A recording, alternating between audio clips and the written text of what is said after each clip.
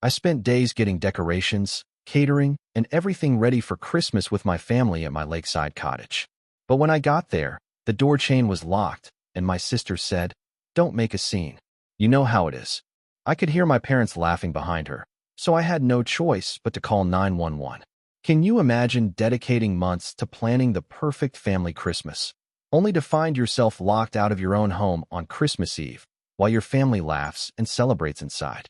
That gut-wrenching betrayal is exactly where my story begins, as my own sister, Amanda, peered through the barely open door of my cottage and whispered, "Don't make a scene." You know what? The chain lock, one I'd installed myself last summer, rattled mockingly as Amanda tried to push the door shut. Behind her, I could clearly hear my parents' laughter, glasses clinking. My parents. My sister. 3 months of meticulous planning for this perfect family Christmas, and they were locking me out of my own home. My own home. As Amanda moved to close the door completely, my hand trembled as I pulled out my phone and dialed 911.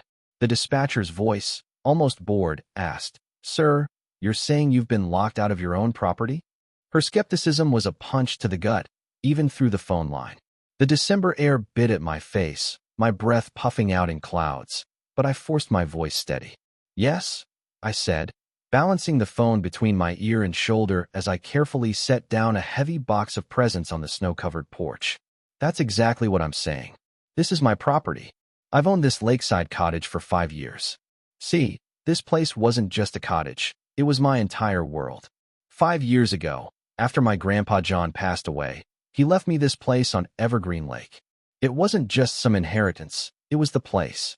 Every summer of my childhood, I learned to fish, swim, and truly connect with nature right here. Grandpa John, he was more of a father to me than my actual dad ever was. And when my ex-wife Tracy left me for her yoga instructor 3 years ago, yep, that happened. This cottage became my sanctuary. It was where I slowly pieced myself back together. I'm Frederick Anderson, by the way, 34, an architectural engineer in the city. My life, before Tracy, had been pretty predictable. But after, this cottage became my anchor.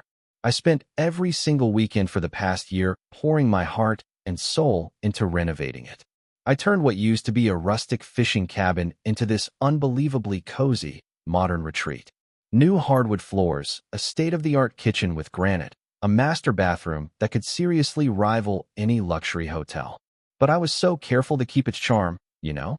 The old stone fireplace, the handcrafted bookshelves Grandpa built decades ago, those stayed untouched. Now, my family dynamic? Always complicated. My parents, Eleanor and Robert Anderson, never really hid their favoritism for my younger siblings. Amanda, 31, was the artistic genius with her photography. Jake, 28, the entrepreneur with startups that always needed family funding. Me? I was just the reliable one, the one who always had his life together, which apparently translated to boring in their eyes. But despite all that, I desperately wanted to heal those old wounds. Last Christmas, I spent it completely alone, and I decided this year would be different. So, 3 months ago, I called my parents and tentatively suggested hosting everyone here at the cottage. To my genuine surprise, they sounded thrilled. My mom even gushed, "What a wonderful idea, Frederick. We haven't had a proper family Christmas in years." That call kicked off a whirlwind of preparations. I took 2 weeks off work just to make everything perfect. I dropped thousands of dollars renovating the guest rooms, new queen beds, luxury linens, even en-suite bathrooms for everyone. I meticulously planned a gourmet menu, ordered a heritage turkey from a local farm, specialty ingredients from all over the state. I even hand-selected wines that would perfectly pair with each course. The decorations? Another labor of love. Thousands of lights strung around the property, poinsettias on every windowsill, and hours spent finding the perfect 8-foot Douglas fir. It stood proudly in the living room, adorned with antique ornaments that had been in our family for generations. And the gifts? Personalized, thoughtful. A leather-bound portfolio of Amanda's best photography, a custom business plan template for Jake's latest venture, and a European river cruise package for my parents' upcoming anniversary. I poured everything into this. The dispatcher eventually said they'd send an officer, but warned it would take at least 30 minutes.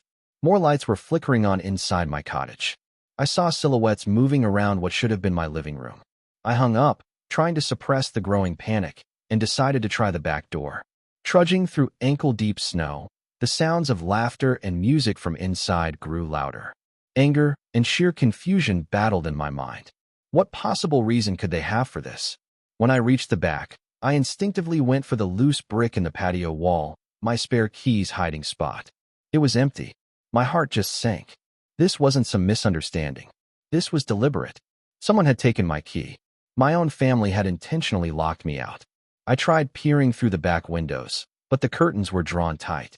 I pounded on the door, shouting, "This is ridiculous. Let me in." But the music only seemed to get louder, drowning out my protests, mocking me. Defeated, numb, I returned to the front porch. The cold was brutal now.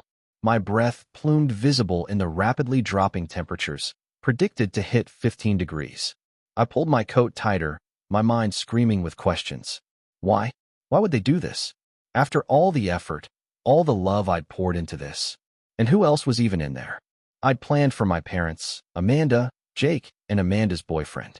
But I swear I saw more than just 5 people moving around inside. Sitting there, the cold seeping into my bones, I couldn't help but wonder if trying to fix things with my family had been a massive mistake. Maybe some wounds just can't heal. The 30 minutes stretched to 45 in that bitter cold before I finally saw headlights cutting through the darkness. Relief, pure and desperate, washed over me as the police cruiser pulled up. Officer Johnson, a burly man with a salt and pepper mustache and weary eyes, stepped out. "So, you're locked out of your house?" he asked, his breath misting. "It's not just that," I stammered, stamping my feet to get the blood flowing. "This is my property. I own this cottage, but my family is inside, and they've locked me out. They're trespassing." He raised an eyebrow. "Family dispute, huh? Always fun this time of year." Before I could argue, the front door swung open. Amanda. She stepped out, wearing this elegant red dress I'd never seen before, and her voice was dripping with manufactured concern. "Oh, thank goodness you're here, officer," she cooed. "We were worried he might cause a scene." My jaw dropped. "Amanda, what in God's name is going on? Why are you locking me out of my own cottage?" Then my father appeared behind her, looking so distinguished in a blazer I didn't recognize. "Frederick, son," he said, with this fake mournful tone. "We really hoped it wouldn't come to this." Come to what? I felt like I'd stepped into some bizarre alternate reality. "Dad," I pleaded, "I've spent 3 months, preparing for this Christmas. I renovated the guest rooms, planned every meal, decorated every inch of this place, and now you're acting like I'm trespassing on my own property." "Your property?" My mother emerged, in a cocktail dress and more makeup than I'd seen her wear in years. Her voice was laced with something colder than the December air. "Frederick, honey, are you having another episode? You signed the cottage over to us months ago." "What?" I was utterly, genuinely stunned. "What are you talking about? I never signed anything over to you." Officer Johnson was watching, his interest piqued. "Ma'am, sir, do you have documentation regarding ownership of this property?" My father nodded, solemn. "We do, officer. Please, come inside out of the cold." "He can come in," I interjected, desperation creeping into my voice. "But so can I. This is my house."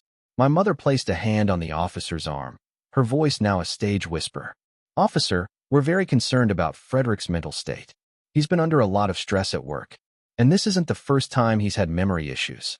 We're very worried about him." I couldn't believe what I was hearing. "That's absolutely not true," I nearly shouted. "There's nothing wrong with my mental state, and I have never had memory issues." "Officer, they're lying to you." As I tried to push past them, Amanda blocked the doorway, her eyes hard. "Frederick, please don't make this harder than it needs to be." Through the slight opening, I caught glimpses of my living room. At least 10 people were inside, most of them strangers. Expensive-looking luggage was piled near the stairway.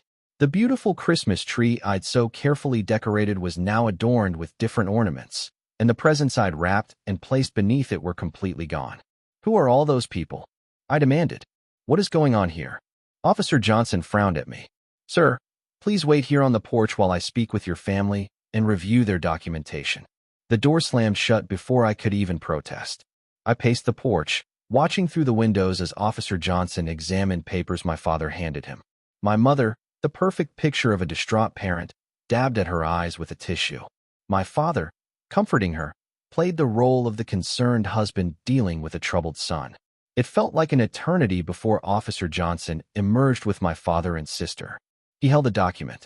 "Mr. Anderson," he said to me, his voice flat, "I've reviewed the property transfer document, and everything appears to be in order. According to this, you transferred ownership of this property to your parents 3 months ago." He handed me the paper. I stared at it, frozen in disbelief. It was a property deed transfer, with a signature at the bottom that looked like mine, dated exactly 3 months ago. The very day I had called them to invite them for Christmas. "This is forged," I immediately exclaimed. "I never signed this. This isn't my signature." My father sighed dramatically. "Frederick, we've been through this. You signed it in front of a notary. You said you wanted us to have the cottage because your job was relocating you to the West Coast." "What?" I was bewildered. "I've never been offered a relocation. I've been at the same office for 8 years. This is insane." I turned to Officer Johnson, my voice pleading. "This document is a forgery. I never signed this." Officer Johnson looked deeply uncomfortable. "Sir, this document has been properly notarized and filed with the county. Legally, this property currently belongs to Robert and Eleanor Anderson. But it's a forgery." I insisted, practically begging. "Can't you see that? They're lying to you."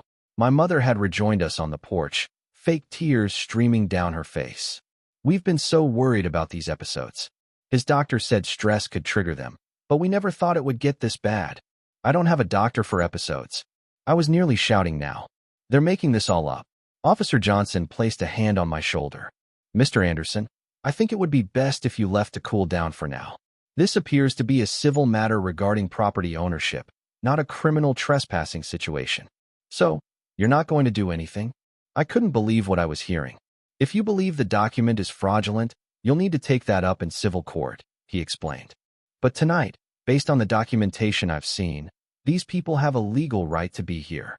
I looked past them into the house one last time, my eyes scanning the faces inside. And that's when I saw him, Jake. He was standing in the hallway, partially hidden by the staircase. Unlike the others, he wasn't smiling, wasn't socializing. Our eyes met, just for a second, and in his, I saw something. Discomfort. Maybe even a flicker of guilt. He quickly looked away, disappearing from view. "Where am I supposed to go?" I asked, the full, devastating weight of my situation crashing down on me. It was Christmas Eve, in a small lake community where everything would be closed. I was effectively homeless. Officer Johnson suggested the Pine View Motel, about 10 miles away. Apparently, it was open year-round for ice fishermen. He even offered me a ride, which I reluctantly accepted after retrieving my suitcase from my car. As we drove away, I watched the warm glow of my windows recede in the distance. I just couldn't process how my perfect family Christmas had turned into this absolute nightmare. The Pine View Motel was exactly what you'd expect. Dated furniture, questionable mattress, heating that clanked like a dying robot every 20 minutes. But it was shelter, and for that, I was grateful. After checking in, I immediately called Sam Hayes, my lawyer and old college roommate. It was Christmas Eve, but he picked up. "Frederick, everything okay?" His voice was partially drowned out by kids laughing. "No, Sam," I said. "Everything is definitely not okay." I spilled the entire bizarre story. Sam's holiday cheer evaporated. "Wait, they're claiming you transferred the property, and the police saw a notarized document." "Yes, but I never signed anything. It has to be a forgery."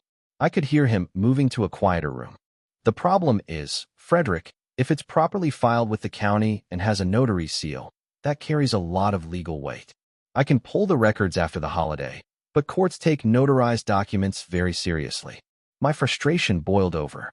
"Sam, I'm telling you, I never signed it. There has to be a way to prove it's a forgery." "There is," he admitted, "but it takes time. We need a forensic document examiner." He trailed off, clearly not wanting to discourage me further. After promising to look into it the day after Christmas, Sam returned to his family, leaving me alone with my racing thoughts in that dingy motel room. I couldn't just sit there. I needed answers. I pulled out my laptop, my fingers flying as I dug through my meticulously kept files. Nothing. Not a single document hinting at a property transfer. Next, my family email history. All the joyful exchanges about Christmas were there. My invitation, their enthusiastic acceptance, menu preferences, arrival times. Still nothing about property. But then, scrolling through my calendar, something odd caught my eye. About 3 months ago, exactly when the property transfer was supposedly signed, Amanda had visited me unexpectedly at my city apartment. She claimed she was in town for a photography assignment and wanted to catch up. It was unusual. We weren't that close for casual drop-ins, but I was so happy about the apparent thawing in our relationship, I didn't question it. Now, the memory hit me. She'd asked to use the bathroom connected to my home office while I made tea. She was in there for quite a while. At the time, I'd thought nothing of it. But now, I frantically searched through the filing cabinet I'd brought with me to the cottage. Several important documents were missing. My checkbook, with all my signature samples. A cold dread settled in my stomach as pieces began to click into place. I checked my bank statements. Over the past 3 months, several small transfers, all under $500, to accounts I didn't recognize. Each one cleverly kept below the fraud alert threshold I'd set. But together, they added up to nearly $10,000. I tried calling the bank, but their customer service was closed for the holiday. So, I called Maggie Williams, an old family friend who worked at the local bank branch near the lake. I knew it was imposing on Christmas Eve, but desperation trumped politeness. "Frederick, is everything all right?" Maggie asked, her voice laced with concern. "Not really, Maggie," I confessed, explaining the situation as quickly as I could. There was a long pause. "Frederick, I shouldn't be telling you this, but I saw your family at the bank about 3 months ago. They were with some man in an expensive suit. I'd never seen him before. They were discussing property investments around the lake." My blood ran cold. "Did you hear any specifics?" "No, they moved to Gerald's office," she replied. "He's the new manager. But they seemed very intense. Your sister was particularly friendly with the man in the suit." She hesitated again.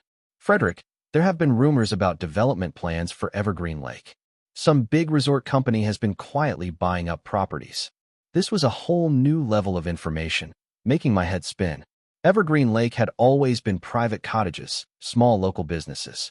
A massive resort? It felt utterly out of place. We talked a few more minutes before she had to go. After hanging up, I lay back on the lumpy motel bed, trying to stitch it all together. If Maggie was right, this wasn't just a family dispute. This was something far, far bigger. Just as I was about to call Jake, my phone rang. An unfamiliar number. "Hello." I answered cautiously. "Frederick." It was Jake. His voice was a bare whisper. "I can't talk long. They think I'm in the bathroom." "Jake, what the hell is going on?" I demanded. "I need to tell you something important, but not over the phone. Can you meet me tomorrow morning, early? Like 7? At Donnie's Diner in town." "Jake, I have to go." The call ended abruptly. I stared at my phone, a strange mix of frustration and desperate hope swirling inside me. Jake had looked so uncomfortable earlier. Maybe he was having second thoughts. That night, sleep was impossible. I tossed and turned on that awful mattress, my mind a whirlwind of questions and terrifying theories. Outside, snow began to fall heavily, deepening my sense of isolation. This cottage, my sanctuary, my safe harbor, had been ripped from me through what looked like an elaborate, calculated deception orchestrated by my own family. By dawn, I was already showered and at Donnie's Diner, half an hour early. I nursed a coffee, my eyes glued to the door, my mind replaying all the clues. A forged signature, Amanda stealing my documents, those strange bank transfers, and my family, somehow tangled up with a shady property developer. The pieces were starting to form a terrifying picture, but it wasn't complete. I desperately needed Jake. Exactly at 7, the diner bell jingled, and Jake stumbled in, looking as rough as I felt. He scanned the nearly empty room, then hurried to my booth. "Did anyone follow you?" he whispered immediately, sliding across from me. His paranoia surprised me. "Follow me? No, I don't think so." "Jake, what the hell is going on? Why did our family lock me out of my own cottage?" He ran a hand through his disheveled hair. "It's worse than you think, Frederick. So much worse." He glanced over his shoulder again, then leaned across the table, his voice barely audible. "Mom and Dad are in serious trouble. They've lost almost everything." The waitress came with the coffee pot, and Jake immediately clamped up. Only when she'd left did he continue. "About a year ago, Dad made some really bad investments. lost most of their retirement. Then he tried to gamble his way out. Atlantic City, online poker. He just kept digging the hole deeper. I just sat there, reeling. Dad, the financial advisor, always so proud of his money management, apparently mismanaging his own life into a pit. They're at least $300,000 in debt, Jake went on. Credit cards maxed, second mortgage, loans from people you really don't want to owe money to. They were desperate. And this connects to my cottage, how? I prompted, though a horrifying outline was already forming in my mind. That's where Marcus Warner comes in. Jake's face darkened. He's a property developer from Chicago. Been buying up land around Evergreen Lake for 2 years, mostly through shell companies, so no one realizes it's all going to the same owner. The man in the expensive suit at the bank, I murmured, remembering Maggie's words. Jake nodded grimly. He has plans for a massive luxury resort. Hotels, golf courses, condos, private marinas, the works. Evergreen Estates. He claims it will transform the lake. I scoffed. That would never get approved. The environmental regulations alone. That's why he needs people on the inside. Jake cut me off. He's been cultivating relationships with local officials, campaign contributions, promises of future positions in resort management. And for properties he can't buy outright, he finds other ways to acquire them, like forging property transfers. I finished, a chill unrelated to the winter outside running down my spine. Exactly. Marcus approached Mom and Dad about 6 months ago. Somehow he knew about their financial troubles. He offered them a way out, help him acquire key properties, and he'd clear their debts, plus give them a percentage of the development. And they agreed to steal my property? The betrayal was a fresh, deep cut. Jake looked ashamed. It wasn't just them, Frederick. Amanda is actually dating Marcus now. She stands to become wealthy through all this. And he couldn't meet my eyes.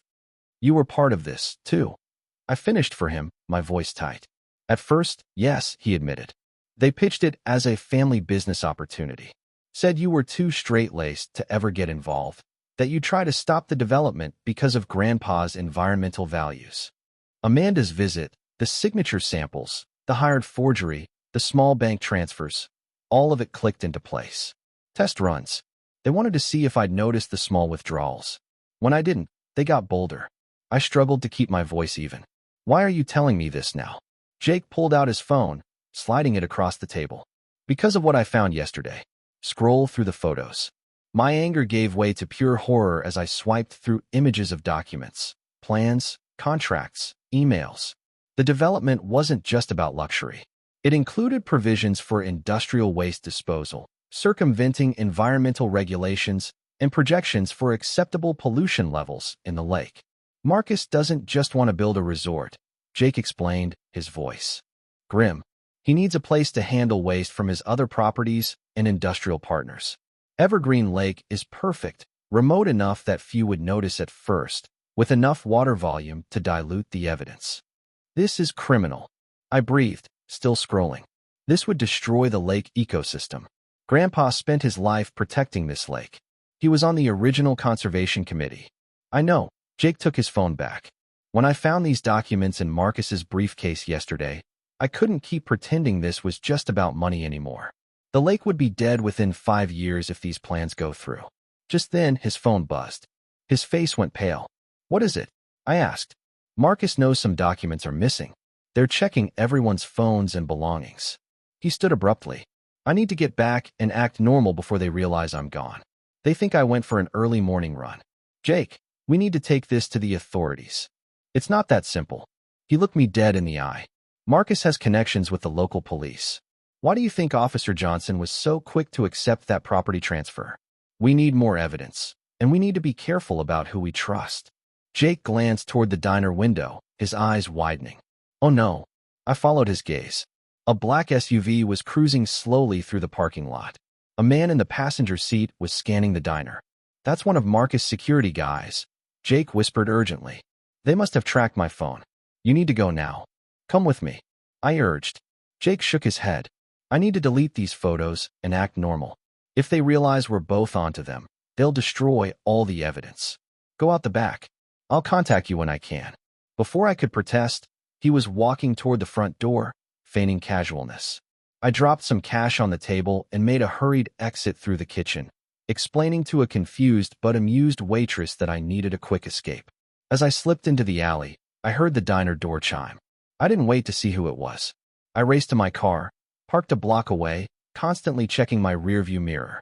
Only when I was safely driving out of town did I allow myself to process Jake's terrifying revelations. This wasn't just about my cottage anymore. This was about preventing an environmental catastrophe, exposing a criminal conspiracy that involved my own family. I needed help, but as Jake warned, I couldn't trust the local authorities. I had to build an ironclad case, quickly, before Marcus Warner could destroy Evergreen Lake. Back in the motel room, the walls felt like they were closing in. I paced the worn carpet, trying to strategize. Jake's story had completely reframed everything. This wasn't just family betrayal. It was a vast criminal conspiracy with devastating environmental consequences. I needed allies, evidence, legal leverage. Most importantly, I needed people who couldn't be bought or intimidated by Marcus Warner. My first call was back to Sam Hayes. This time, I laid out everything Jake had told me. "This changes things," Sam said, his voice grave.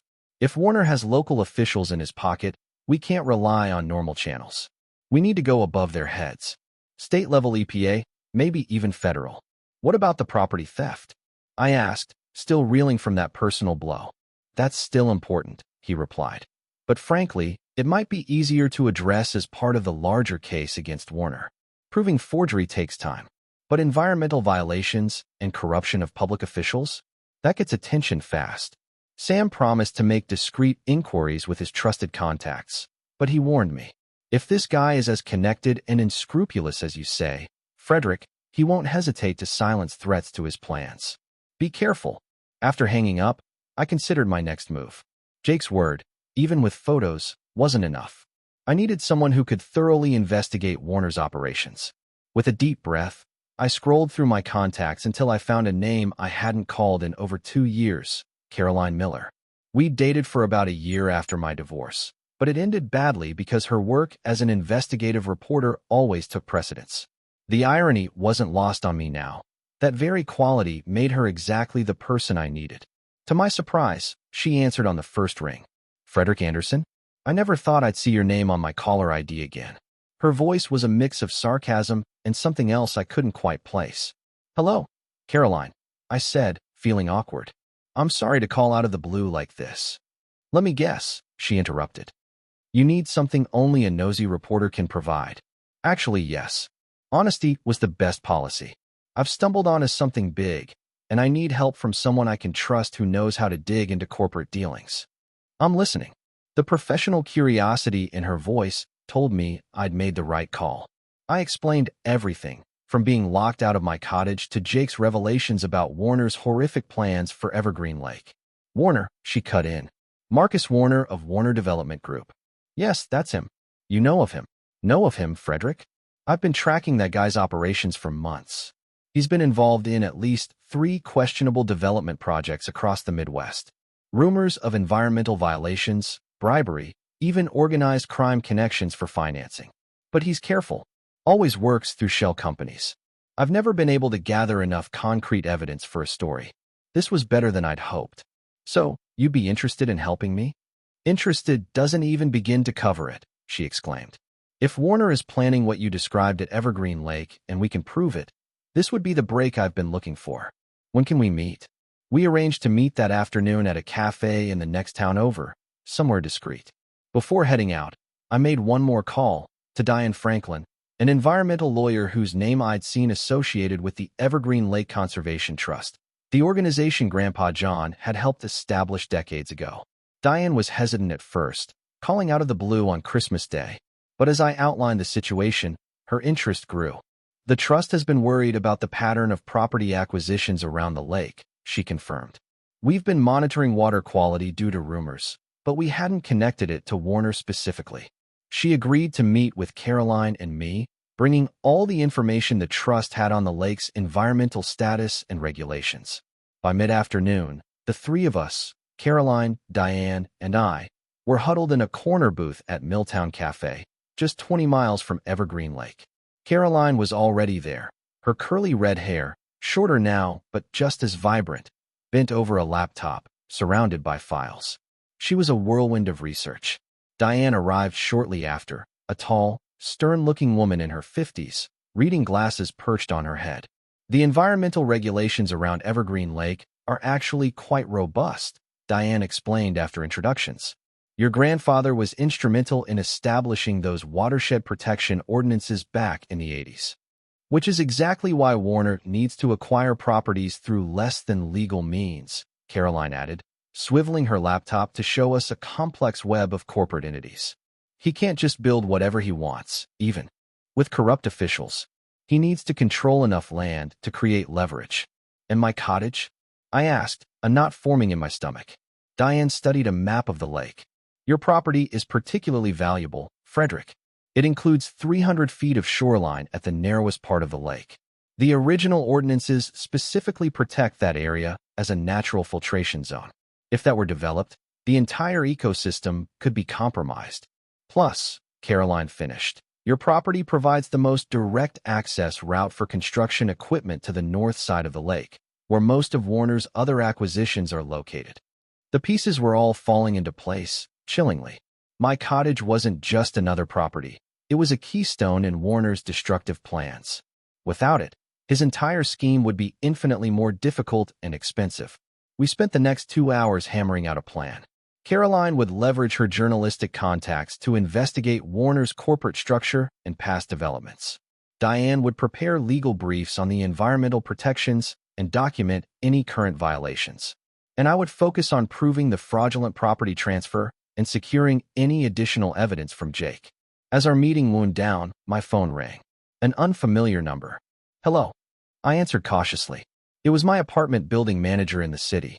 Frederick, I'm really sorry to bother you during the holidays, but there's been an incident at your apartment.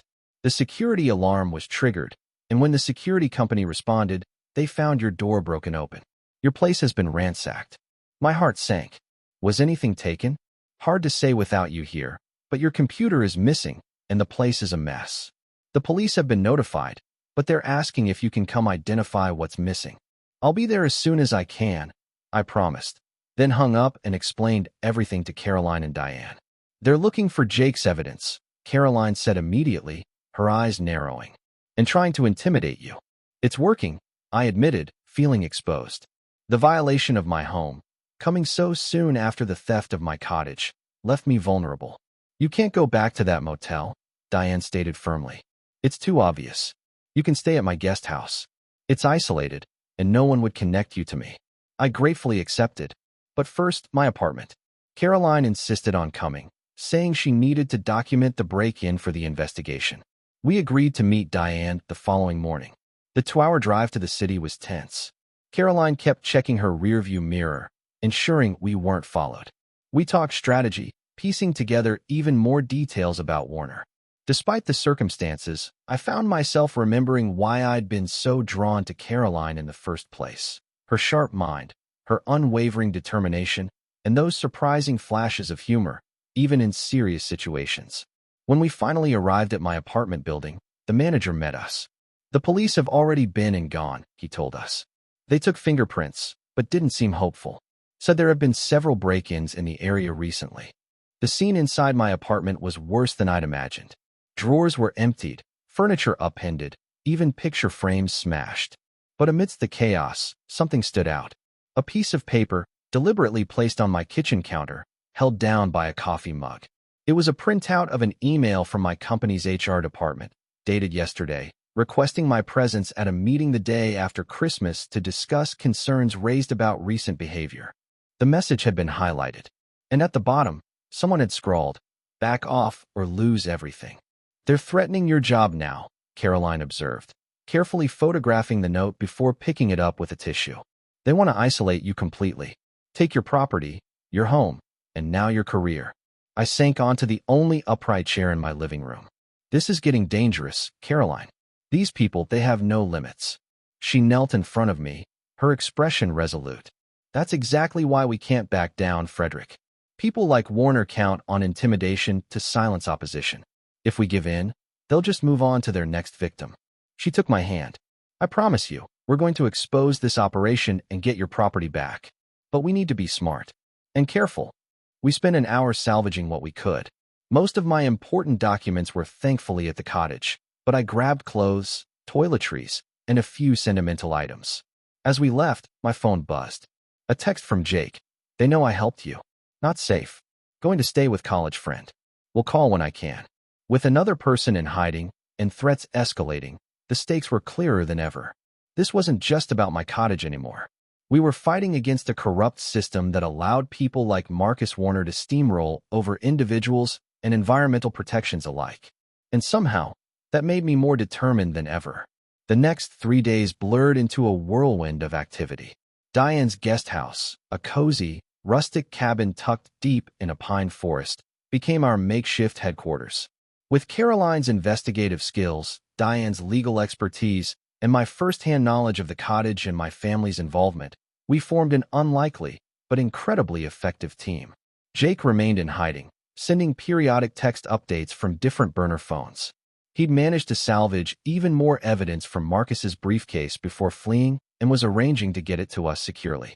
Caroline made remarkable progress tracing Marcus Warner's business dealings. His pattern is consistent, she explained, spreading documents across Diane's dining table. He establishes shell companies to buy properties, corrupts local officials for zoning changes, and uses intimidation against anyone who resists. But the environmental violations are what will sink him, Diane added. I've been in contact with state-level EPA officials I trust. They're very interested in the water testing data our Conservation Trust has collected over the past year. There are already disturbing elevations in certain chemicals at the north end of the lake. That's where most of his properties are located. I noted, studying the map we'd created, red pins marking Warner's known acquisitions. Exactly, Diane confirmed, her expression grim. He's already begun preliminary site preparation disguised as property improvements. But our samples suggest he's testing disposal methods. If he proceeds with his full plan, Evergreen Lake would be effectively dead within 5 years. My grandfather's beloved lake, where he taught me to fish and respect nature, where generations had built memories. It would become a toxic dump.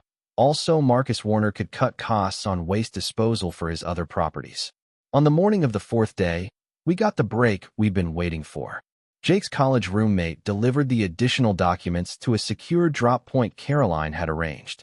The evidence was damning. Internal memos explicitly discussing the forgery of my property transfer, records of bribes paid to specific local officials, and detailed plans for circumventing environmental regulations. This is more than enough for the state authorities to act, Diane declared, her voice firm. With this, plus our water testing data, and Caroline's research on the corporate structure, we can bypass the corrupted local officials entirely. Caroline was already on the phone, making calls to her contacts at state-level law enforcement and regulatory agencies. They're sending a team tomorrow, she reported, barely containing her excitement. This is big, Frederick. Much bigger than just your cottage. Warner's operations span 3 states. What about my parents and Amanda? I asked, conflicted. Despite their betrayal, they were still my family. That's complicated, Diane admitted. They've clearly participated in fraud and conspiracy, but their cooperation could be valuable in building the case against Warner. The prosecutors might offer them a deal. I nodded, unsure how I felt about that. Part of me craved justice for their betrayal, but another part recognized they'd been manipulated by Warner, their desperation making them vulnerable. With state authorities mobilizing, we needed to act fast to secure additional evidence before Warner realized the net was closing. We devised a plan, confront Warner directly at a meeting he'd scheduled with potential investors at my cottage. Caroline had learned about it through her sources, a gathering to showcase the centerpiece of his development plans. It's risky, Diane warned. Warner won't be alone, and he's already shown he's dangerous.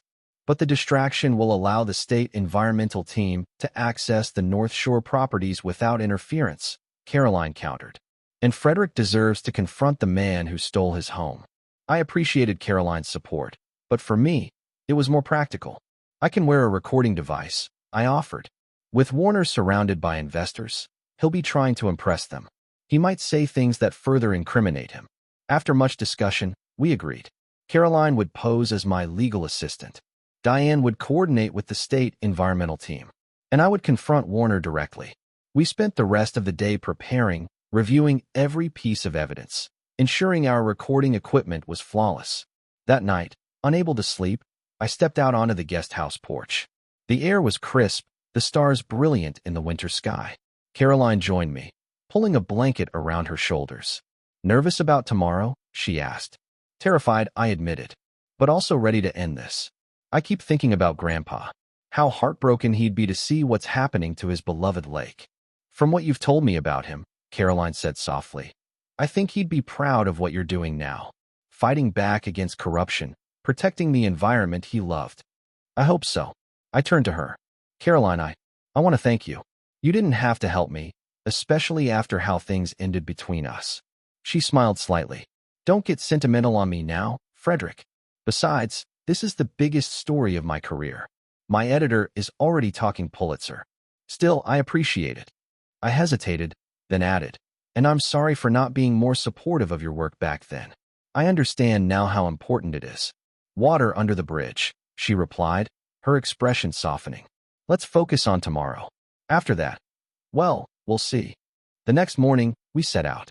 I was wired with a tiny recording device, a gift from one of Caroline's law enforcement contacts. Our timing was crucial. Jake confirmed Warner's investor meeting was scheduled for 11 a.m. As we approached the cottage, my cottage, a whirlwind of emotions hit me. Raw anger over the theft, fierce determination to expose Warner, and a deep, unexpected pang of loss. This place had been my haven. Caroline squeezed my hand. Remember, she said, stay calm. Get him talking. The more he reveals, the stronger our case. We walked up to the front door. Ringing the doorbell of my own home felt utterly surreal. Moments later, a man I didn't recognize, in a dark suit with an earpiece, opened the door. Clearly security. Can I help you? He asked, his stance blocking the entrance. I'm Frederick Anderson, I stated, my voice firm.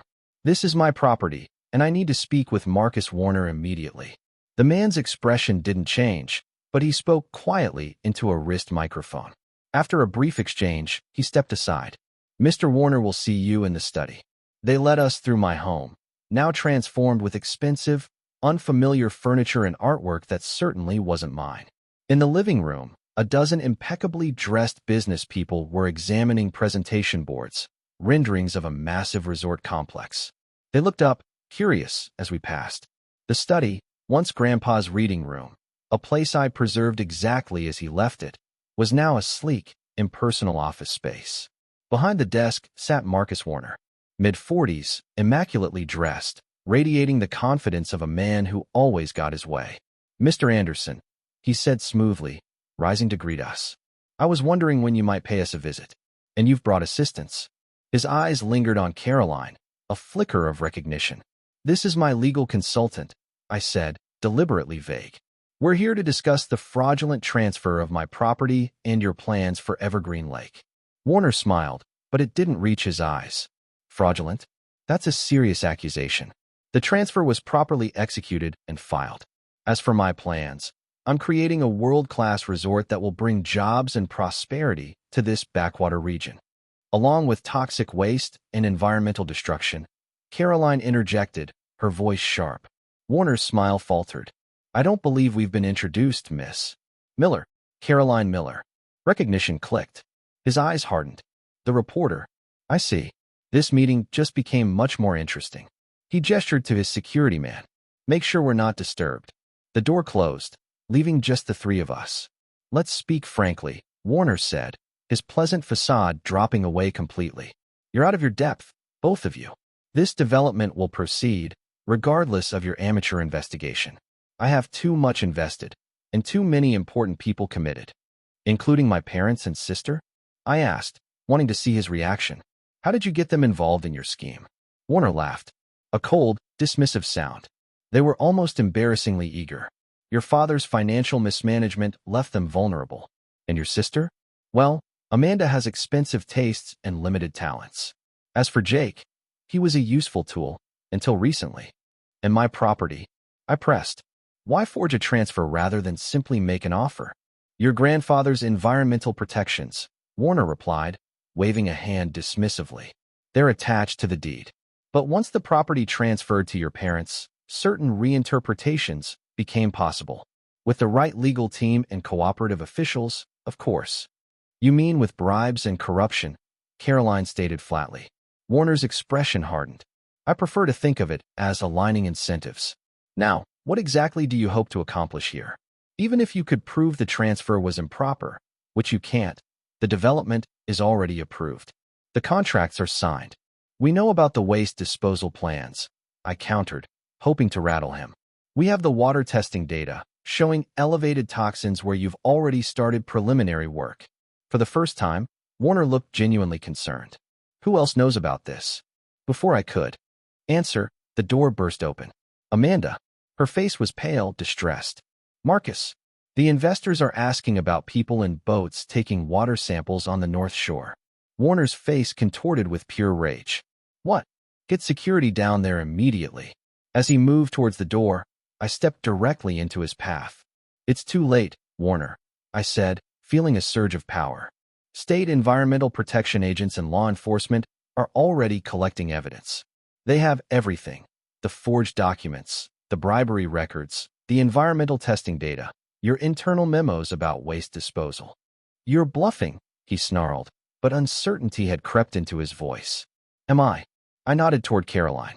She held up her phone, showing a text from Diane. Teams in place. Evidence secured. Backup arriving. Warner lunged for the phone, but I intercepted him, using my height advantage to hold him back. It's over, I told him, my voice steady. Your development is finished, and you're facing serious charges. His composure shattered completely.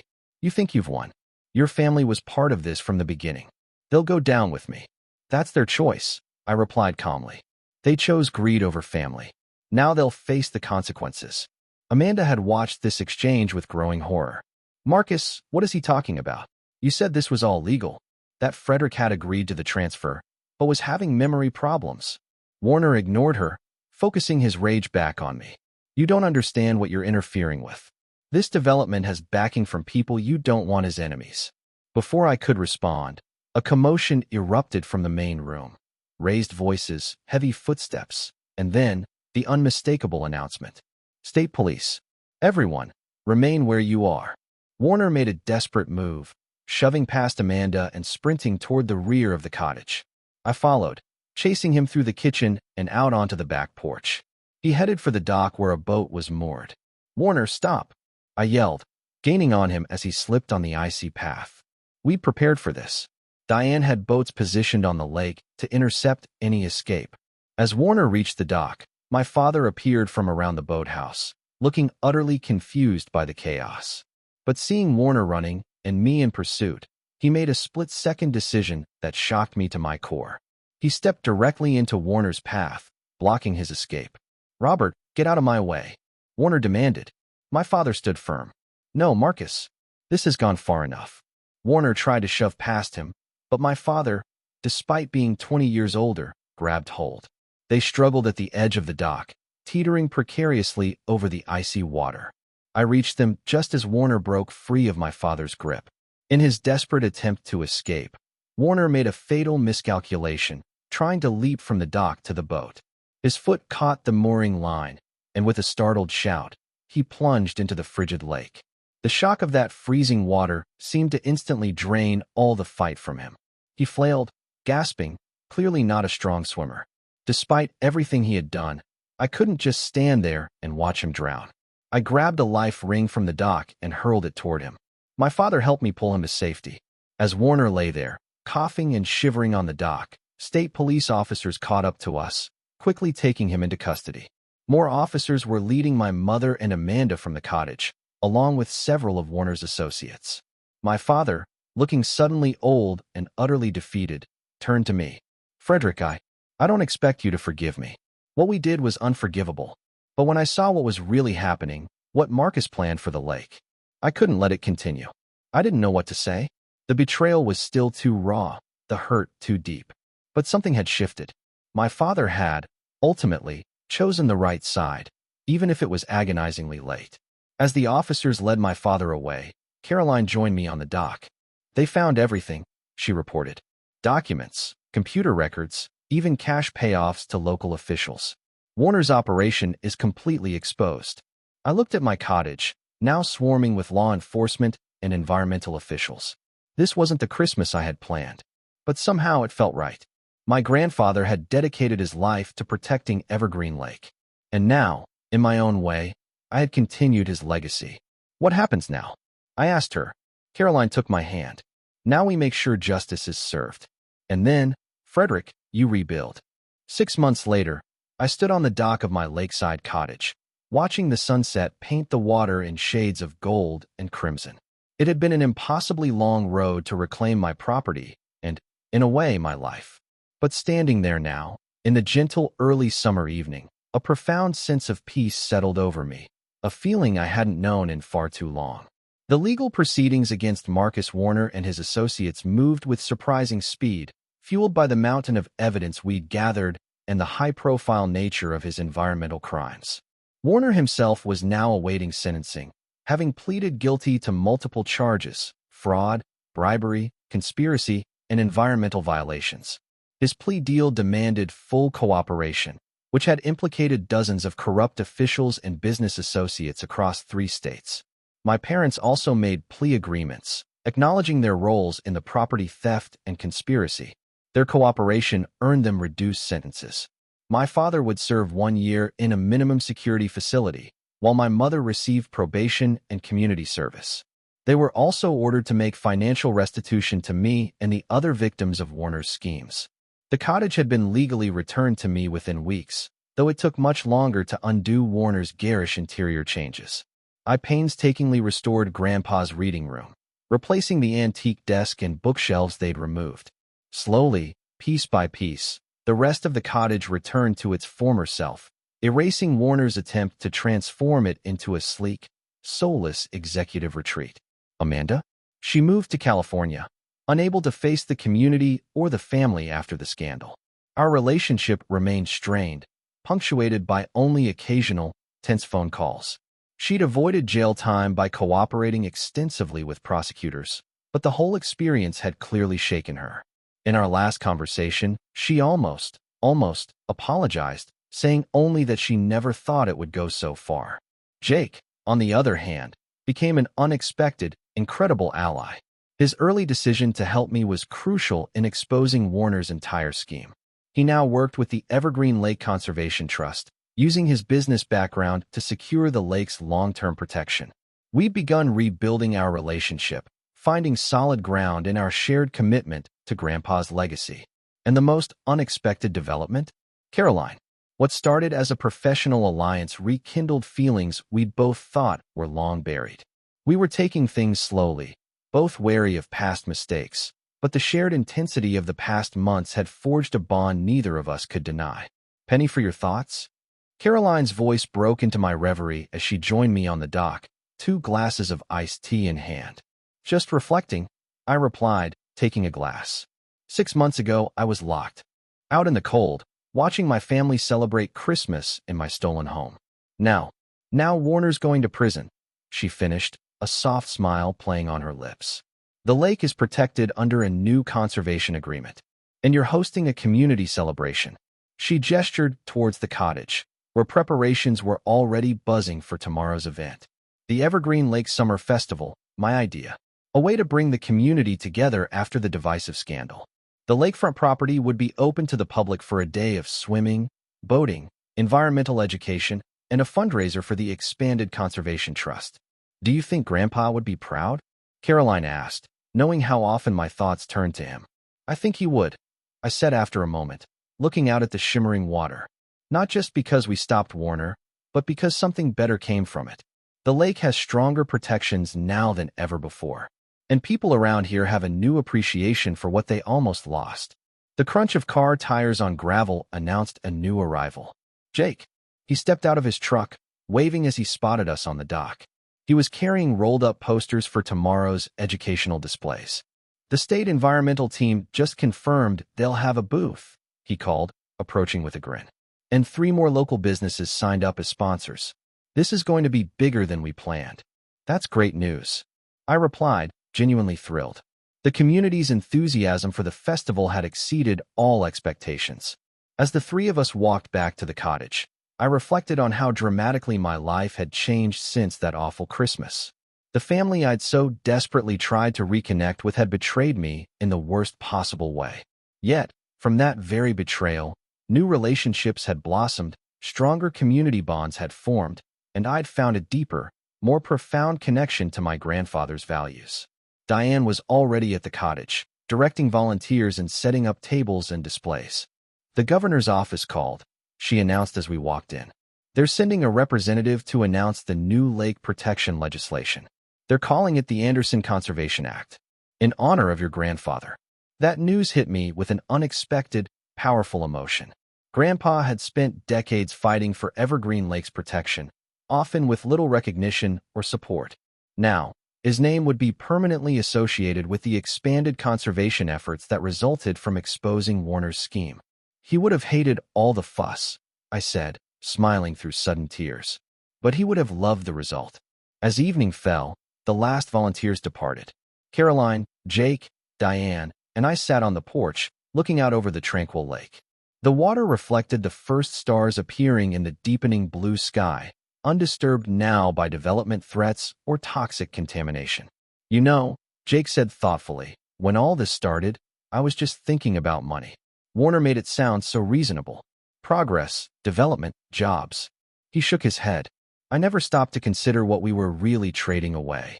That's how guys like Warner operate, Caroline observed. They present exploitation as opportunity, destruction as progress. It works because people want to believe it. The important thing is that you recognize the truth when it mattered, I told Jake. You chose differently than Mom and Dad. Then Amanda. Speaking of choices, Diane interjected. Have you decided what you're going to do with the property long-term, Frederick? The trust's offer to purchase a conservation easement is still open. I had been considering the offer for weeks. The easement would allow me to retain ownership while permanently restricting any development, preserving the shoreline in its natural state. In return, I'd receive a substantial tax benefit and a payment that would cover what I'd spent fighting to reclaim the property. I've decided to accept, I confirmed, with one condition, that the easement includes public access to the shoreline trail year-round. Grandpa always believed the lake belonged to everyone, not just property owners. Diane nodded approvingly. I'll draw up the paperwork. It's a fitting tribute to his legacy. As our conversation continued into the night, I found myself reflecting on the profound lessons of the past 6 months. I learned that family isn't defined by blood alone, but by shared values and mutual respect. I discovered that fighting for what's right, even when the odds seem impossible, is always worthwhile. And I realized that sometimes, losing what you thought you wanted can lead to finding what you truly need. The next morning dawned clear and beautiful, perfect weather for the festival. By 9, cars were already lining the road, families arriving with picnic baskets and swim gear. Jake had set up his educational displays about lake ecology. Diane manned a booth, collecting signatures for new conservation initiatives. Caroline moved through the crowd, notebook in hand, gathering quotes for her follow-up article on the community's resilience. Standing on the porch, watching children race toward the water, parents spreading blankets on the lawn, I felt a profound sense of rightness. This was what the property was meant for. Not a toxic waste-enabling resort, but a place where people could connect with nature and each other. A familiar figure approached the porch, moving slowly with a walking stick. It took me a moment to recognize my father, thinner and grayer than I'd last seen him.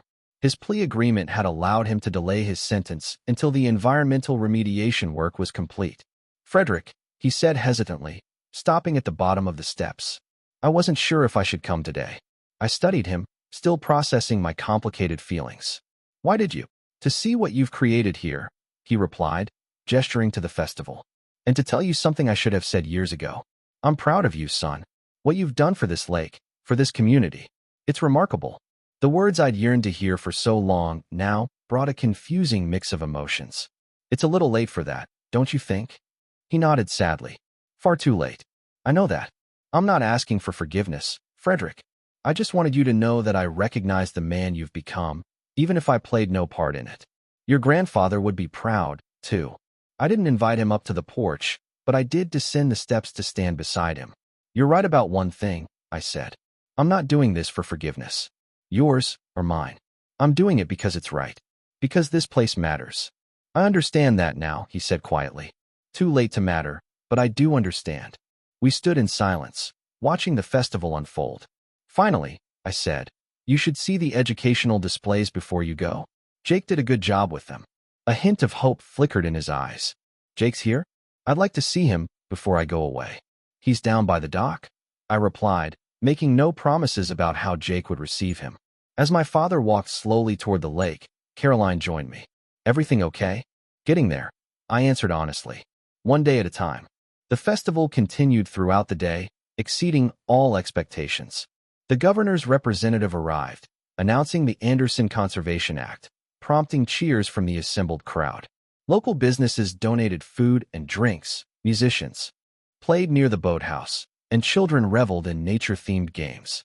As sunset approached, I found myself back on the dock, watching families pack up, children tired but happy after a day of swimming and exploration. Caroline slipped her hand into mine. What are you thinking now, she asked. That this is what healing looks like, I replied. Not forgetting the betrayal, but creating something new and meaningful from it. She leaned her head on my shoulder. You did good, Frederick. Really good.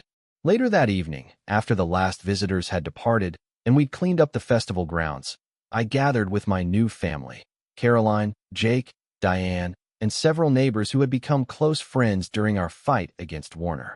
We sat around a bonfire on the shore, sharing stories, making plans for the future. Looking around at these people who had stood by me, who shared my values and vision for the lake, I realized I hadn't lost a family after all.